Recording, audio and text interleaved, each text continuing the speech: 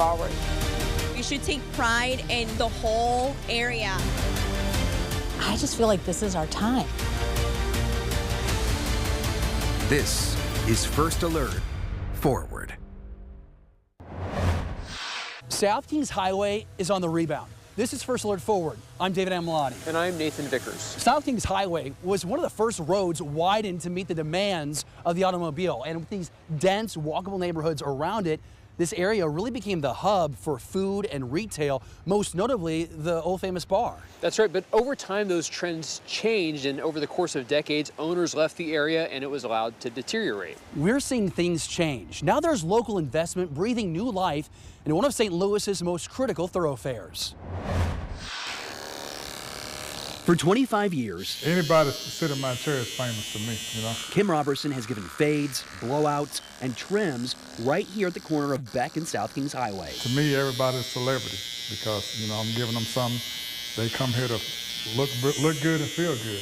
Fast, he's pretty good at everything he does here, so I've been coming here since my mom and her husband used to bring me as a kid, so. The master barber says he's watched this stretch of Kingshighway transform in recent years with new neighbors and new businesses moving in. It was like baking across the street, you know, a lot of buildings hitting their business, hit and miss.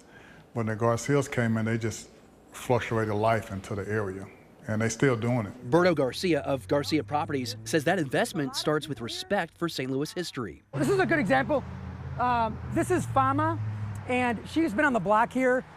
She's from Senegal. She's been doing hair, you know, braiding, and it's a shop.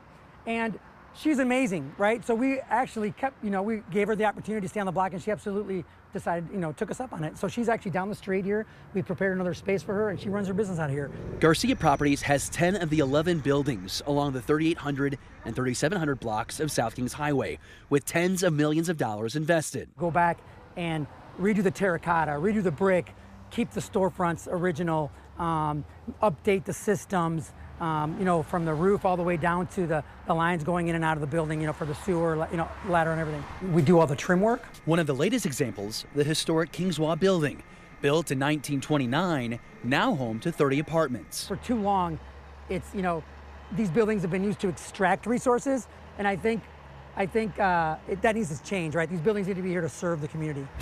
Back in the 1950s, this stretch of South City was buzzing, a real neighborhood shopping hub, the crown jewel, the Southtown famous bar on South Kingshighway, a big modern department store that opened in 1951, complete with expansive parking and dining.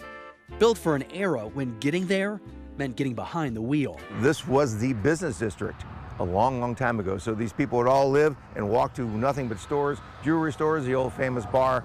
This was one of the most densely populated, and still is a very densely populated area. Former Alderman Joe Vollmer says the area began to slide when those anchors disappeared. We had a downswing probably about 20 years ago in this area, and it's slowly turning around. Once the old Southtown famous did close, it kind of put a blight on this area. The old Avalon Theater, which used to be behind us, there was just this feeling of such decay. Vollmer says the problem was simple. Longtime residents were aging out, the next generation wasn't moving in, and absentee ownership accelerated the decline. The people live in Texas, live in Kansas. I've had to call them in, and this is all property. But he says that's now changing as national mall culture fades and people look back to walkable neighborhoods. Now what's happening? All the malls are closing. People are realizing that in an urban area, where you can walk and live and do the things is much better than having to drive out and do all these things. Vollmer says what's happening now in South Hampton is different. Local investors like the Garcias are putting real money back into the neighborhood. The people I know who are investing in it, these are proven commodities doing something that you can see over the years that they just have a way of doing things that bring nothing but good things to the area. There have been many, many, many bad investors. What they call the flippers. They'll come in, buy it, sit, and sit. These people do not. These people actually live in the area and are investing in the area. National chains are taking notice, like Scooter's Coffee, opening a new location just a few blocks down the street. There's a lot of people that live here. There's a lot of businesses. And so like you said, Scooters does. When they come into an area, they do a lot of research. They walk and they talk to people and they see make sure people want us to be here. Longtime St. Louis restaurants like Crusoe's Legacy have relocated here, drawn in by renewed foot traffic and growing demand. I just always felt at home here. I really liked the traffic flow from Kingshighway. I think anywhere that they're putting money and time into is obviously going to be successful for me as well. Quick walkthrough of what's going on here at Uncle Bill's. The latest project for Garcia Properties, a total makeover for one of STL's biggest food icons, Uncle Bill's Pancake House. You know, I don't think it's any one big thing, right? I just think you look at every single piece of property and what's its highest and best use, right? It's like, how can this piece of property help the people that live around it, right? What do they need? And for Kim Robertson, he's glad the crowds are coming back, hoping you'll stop by for breakfast, do some shopping, and maybe even a haircut. Just come on down and see, experience it yourself. You know, sometimes you hear stuff and you might not like what you hear, but you could go and experience, then you get a different outlook on how things should go, how things are going. Just ahead on Forward, a spot known for flipping pancakes is now a key piece to flipping the South Side, how the Garcias are using food to bring people in and push the region forward.